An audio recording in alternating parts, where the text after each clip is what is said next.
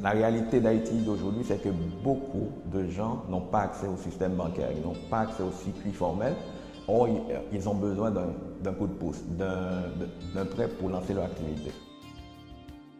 Face à ce contexte, nous offrons des microcrédits. Ce sont de petits prêts, des prêts de faible montant qui, par exemple, qui permettent à la marchande de fruits qui vend au marché d'augmenter son stock, qui permettent à la marchande de produits alimentaires d'acheter plus de riz, plus de maïs, plus de pois, d'investir et comme ça de générer des revenus pour pouvoir envoyer son enfant à l'école, pour pouvoir payer ses soins de santé quand il est malade, pour pouvoir lui donner, par exemple, une meilleure nutrition.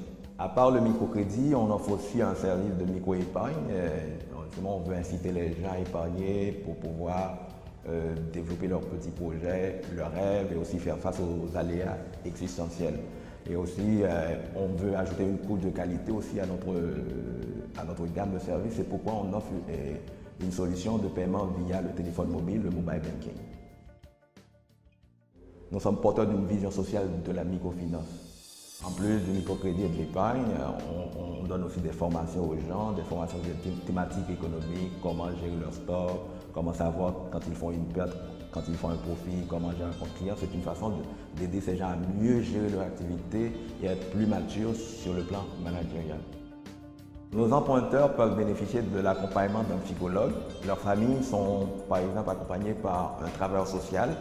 Et il y a aussi les rencontres de groupe, où c'est l'espace où notre animateur social intervient sur des thématiques sociales bien précises, allant de la santé, de la résolution de conflits et des problèmes sociaux, etc.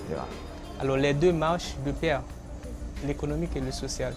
Si la personne n'est pas en bonne santé mentale, la personne a de la difficulté à se concentrer, la personne aura aussi de la difficulté à mieux et fonctionner dans son commerce et ses activités. Finalement, dans notre vision, c'est quoi? C'est mettre les ressources économiques et sociales à la disposition des gens pour émerger de la pauvreté et construire une vie digne et autonome.